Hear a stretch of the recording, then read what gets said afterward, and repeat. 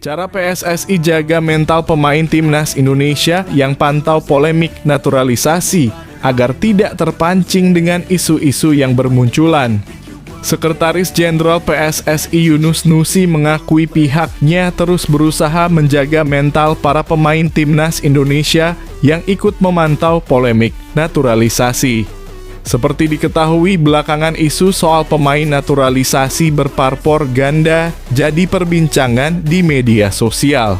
Isu tersebut terus jadi perbincangan seusai mantan Duta Besar Indonesia untuk Polandia Peter Gonta berbicara soal dugaan pemain naturalisasi paspor ganda tersebut.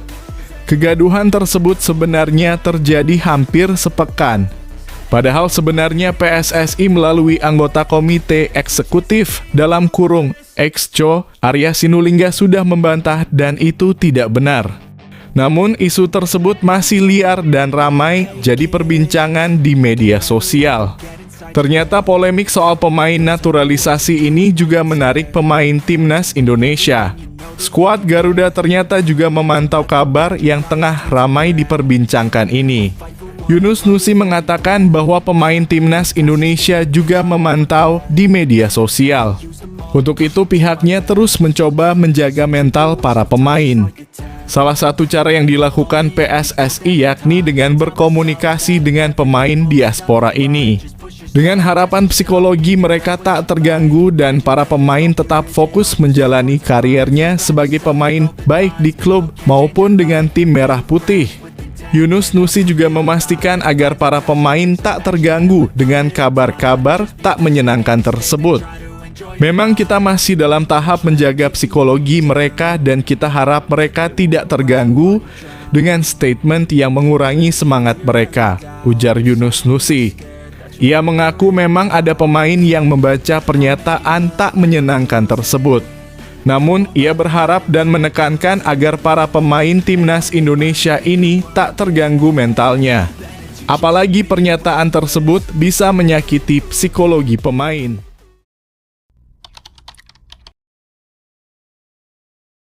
Kisah nyata dan membahagiakan. Ketika timnas Indonesia yang pernah terpaut 81 posisi dari timnas Vietnam di ranking FIFA, kini cuma ketinggalan 13 peringkat. Kisah perjalanan timnas Indonesia dalam dunia sepak bola menarik untuk disimak, terutama dalam konteks persaingan dengan timnas Vietnam. Dulu Indonesia berada di peringkat 173 FIFA, terpaut 81 posisi dari Vietnam yang berada di peringkat 92. Selama periode 2019 hingga 2023, Indonesia kesulitan menghadapi Vietnam dengan catatan 2 imbang dan 3 kekalahan dalam 5 pertemuan. Namun, situasi mulai berubah di awal 2023. Vietnam kehilangan pelatih Park Hang-seo yang sebelumnya membawa mereka meraih prestasi, sementara timnas Indonesia di bawah asuhan Shin Tae-yong mulai menunjukkan perkembangan yang signifikan. Performa Vietnam pun merosot drastis setelah kedatangan Philippe Troussier. Menjelang Piala Asia 2023, Vietnam hanya meraih 1 kemenangan dari 5 pertandingan.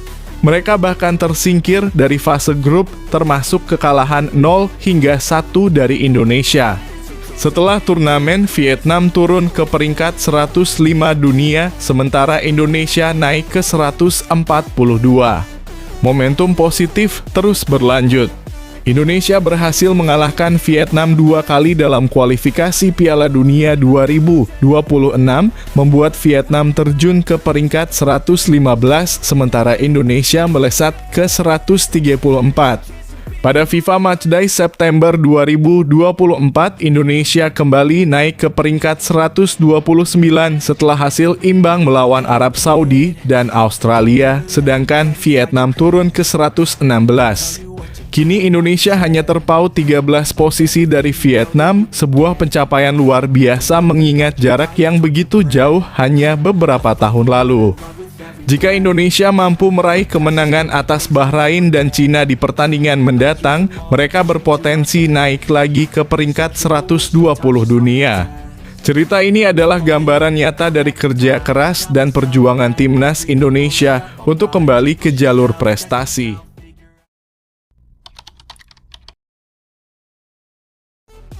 Belum puas usai tahan imbang Arab Saudi dan Australia, Sandy Walsh minta timnas Indonesia tetap rendah hati.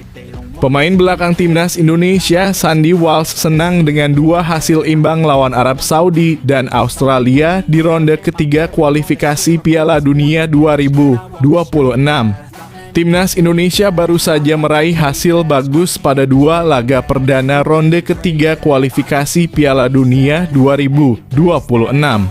Tim asuhan Sintayong sukses menahan imbang Arab Saudi dan Australia. Hasil ini tentu mengejutkan publik Asia. Hal ini mengingat Arab Saudi dan Australia adalah dua negara langganan Piala Dunia. Ya, ini usaha satu tim dan saya senang dengan penampilan saya yang juga membantu tim. Karena itulah ambisiku untuk datang ke sini dan membantu tim dan sebagai sebuah tim, ujar Sandy Walsh. Kita begitu solid, stabil, pemain baru masuk, mengambil peran di tim dan langsung perform. Tapi seperti yang saya katakan tadi, saat ini kami bertanding melawan negara-negara yang terbiasa main di Piala Dunia. Piala Dunia terakhir kemarin dalam kurung 2022, mereka bermain di sana dan di ajang ini kita bisa bersaing melawan mereka. Kita pasti menghadapi kesulitan. Itu normal. Apalagi dengan lawan yang berbeda ratusan tingkat lebih tinggi di ranking FIFA dibandingkan dengan kita lanjutnya. Sandy Walsh belum puas dengan hasil tersebut.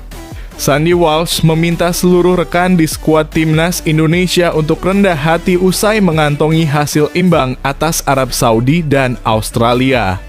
Pemain 29 tahun tersebut langsung fokus menatap laga Bahrain dan Cina.